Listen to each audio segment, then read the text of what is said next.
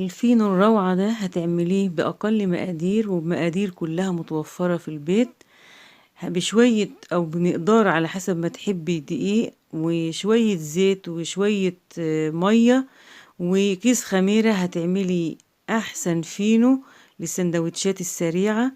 هتعملي منه الفورمة الطويلة زي ما شايفين، ما شاء الله طرية جدا وهشة، وشكلها من جوه مفتح وحلو قوي. ومن نفس العجينة عملت الفورمة الطويلة، وهتعملي كمان المدورة اللي بنسميه الكايزر. لو حابة تعملي برجر أو طعمية أو أي رموز تحبيه بالشكل المدور وكمان بالفورمة الطويلة دي، هتعملي أحلى سندوتشات بالمقادير المتوفرة. والطريقة كمان سهلة وبسيطة جدا. فرم أو فينو ولا أروع، خفة وطراوة. بسم الله الرحمن الرحيم. اللهم صل وسلم وبارك على سيدنا محمد وعلى آله وصحبه أجمعين.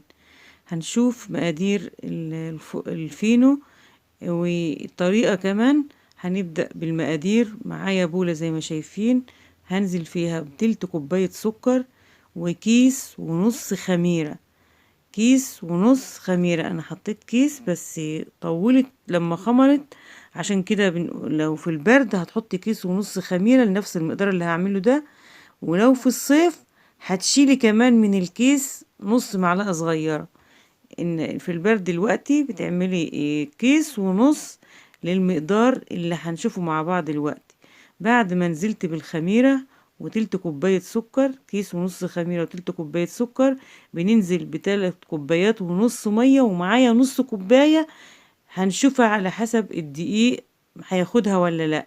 4 كوبايات، 3 كوبايات ونص مية دافية، ومعايا نص تاني كمان ان شاء الله هنشوفه بعد كده، وكوباية زيت. وبنقلب السكر والزيت والمية والخميرة، وبعد ما بنخلطهم ببعض كويس وندوب السكر بننزل بالدقيق، وهو 12 كوباية بالكوباية اللي بينتها دي، او المج الموجود في كل بيت 12 كوباية. يبقى معانا المقادير: تلت كوباية سكر، كيس ونص خميرة، 3 كوبايات ونص مية دافية، كوباية زيت، 12 كوباية دقيق. وبعد ما بحط الدقيق بنزل عليهم بمعلقتين صغيرين بيكنج باودر ومعلقة ملح صغيرة، معلقة صغيرة ملح و2 بيكنج باودر بالصغيرة. وبنخلط كل المكونات دي بمعلقة أو بأي حاجة، وبعد كده بنعجنها بإيدنا عشان نتحكم في العجين ونشوف إذا كان هيحتاج بعد كده النص كوباية مية اللي احنا شايلينه ولا لا. بنعجن كويس قوي، وبعدين بننزل لو احتاج العجين بالنص كوباية بالتدريج، ما بننزلش بها مرة واحدة برضو عشان قوام العجين يبقى مظبوط وما يتمرقش مننا. وده بيرجع طبعا لنوعية الدقيق وهيقبل مية قد ايه. بنعجن كويس جدا عشان العجين ينعم، وكل ما كانت العجينة ناعمة كل ما تدي هشاشة في الفينو اللي هنعمله. وبننزل زي ما شايفين كده بالنص كوباية مية اللي شلناه من الأول، بننزل شوية بشوية عشان زي ما قلت ما نمرقش العجين وتبقى العجينة مش عارفين نتحكم فيها. احنا عايزين عجينة ناعمة وتكون قوامها مظبوط ومعقول، اللي هي يعني تميل للطراوة شوية بس مش بالشكل يعني اللي ما نعرفش نشتغل فيها بعد كده او نعرف نتحكم فيها. زي ما شايفين بنعجن لما نخلص العجين اللي في ايدنا، ما يبقاش في ايدنا اي عجين. بكده بنبقى وصلنا للقوام المظبوط معانا زي ما شايفين. وكل ما بنعجن العجينة بتنعم، لما بنبل ايدنا شوية بشوية من المية بتخلص العجين اللي في ايدنا زي ما شايفين كده، وبتبقى النتيجة زي الفل. زي ما شايفين العجين ما شاء الله حلو قوي. وبكده خلاص خلصنا عجين، وضفنا النص كوباية اللي شلناها في الأول، وكمان بليت وشه مية عشان ما ينشفش، وغطيته بالطبق عشان هيرتفع بعد ما يختمر فما يلزقش في الغطاء القريب منه. ولازم نغطيه ندفيه كويس عشان يخمر. فزي ما قلت بنحط تحته على الرخامة فوطة وبغطيه بفوطة، وبرضه ما خمرش يعني قعد اكتر من ساعتين، فاضطريت ان انا اغطيه بشال عشان ادفيه. وزي ما شايفين بعد ساعتين او ساعتين بشوية كمان، ده شكل العجين ما شاء الله. يعني اختمر كويس جدا، وكده يبقى العجين اخد معانا ال4 كوبايات كاملين. ال3.5 اللي ضفناهم في الأول، والنص كوباية اللي شلناه وضفناها بالتدريج واحنا بنعجن عشان العجين يبقى معانا قوامه مظبوط. قبل الصينية اللي شفناها مع بعض دي اللي فرشت عليها كيس، معايا صينية تانية قطعت عليها بس اتحذفت وانا بعمل المونتاج. الصينية بمسحها الأول بمسحة زيت، وبقطع واحط عليها، وبعد ما مليتها غطيتها بكيس عشان العجين ما ينشفش. وده الباقي هقطعه على الصينية اللي احنا شايفينها دي. فرشتها كيس ومسحت الكيس بمسحة زيت برضو، فرشة زيت. وبعد ما بخلص تقطيع بغطي العجين اللي قطعته بكيس زي ما عملت في الصينية اللي قطعتها الأول عشان العجين ما ينشفش معانا.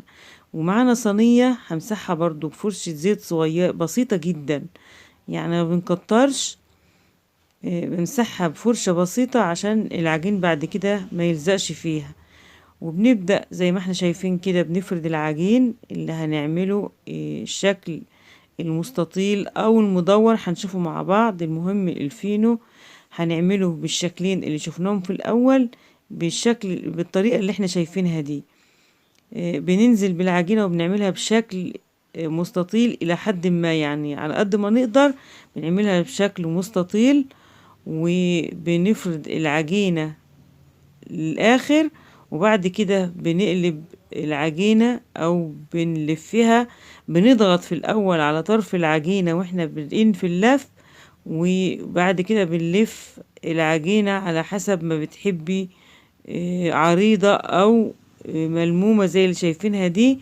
وبنقفل الأطراف وبنرصها في الصينية، وبنعمل حسابنا في مسافة بين كل واحدة والتانية عشان بعد كده هتخمر.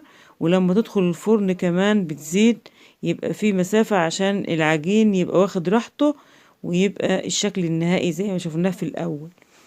زي ما شفنا كده دي واحدة تانية اهي. بنقلب الطرف وبنضغط عليه، وبنقلب الطرف اللي ضغطناه ده لما نخلص العجينة على هيئة رول. زي ما شايفين بنلف العجينة شكل رول، وبنقفل الأطراف زي ما عملنا في قبل دي. بنضغط على الطرف اللي تحت ده كويس جدا وبنقفله، وبنقفل الأطراف من الجنبين. ولما بنحط الرول، الفورمة اللي عملناها دي على هيئة رول، بنحط الرول في الصينية أو الفورمة في الصينية، بنحطها على طرف العجينة اللي قفلنا بيه من تحت، عشان بعد كده لما بتدخل الفرن ما تفتحش مننا تاني. عملنا الشكل المستطيل اللي شايفينه ده أو شكل الفورمة الطويل. هنعمل الوقت الفورمة المدورة أو اللي بنسميها الكايزر، عيش الكايزر. عشان لو حابة تعملي زي ما بينت في الأول أي حاجة من الغموس تحبيها مدورة، تقطعيها وتحطها في الفورمة الطويلة، هيبقى معاك الشكلين تعملي اللي انت عايزاه. زي ما شايفين بنفرد العجينة وبنقلب الأطراف على بعضها وبنقفلها كويس جدا، وبنضغط عليها ضغطة بسيطة، وبنحطها في الصينية طبعا على الجهة اللي قفلنا الأطراف منها زي ما عملنا في الفورمة الطويلة. وبعد ما بنملى الصينية زي ما شايفين بنسيب مسافات بين الفورمة والتانية، بنغطيها بكيس عشان الوش ما ينشفش بعد ما تختمر مرة تانية. وبعد حوالي ساعة الا ربع بعد ما خبزنا الفرم او خبزنا الفينو، الفرم بالشكلين، فورمة مدورة وفورمة طويلة، وخبزنا الفينو كله وغطيناه، بعد ساعة الا ربع كان ده شكل العجين او شكل الفينو بعد ما اختمر للمرة التانية. هنا انا معايا فرشة ومعايا زيت، بدهن وش الفينو بالزيت، وممكن تضيفي للزيت صفار بيضة على حسب ما تحبي. ادهني وش الفينو عشان يلون وشه. وبعد ما تدهني الوش ممكن او ترشي سمسم او حبة البركة على حسب ما تحبي، او ما تحطيش خالص زي ما عملت وشايفين قدامنا. ده شكل الفينو بعد ما خرج من الفرن بعد 10 دقايق في درجة حرارة 200، بعد ما بتسخن الفرن كويس جدا على أعلى درجة. ولما بتدخلي الفينو بتحط الصينية على أرض الفرن من تحت، بتحطيها على آخر رف من تحت في الفرن، وبتهدي النار ل200. بعد ما بتسخن الفرن على أعلى درجة بتظبط النار على 200، وبتحط الصينية على آخر درجة في الفرن.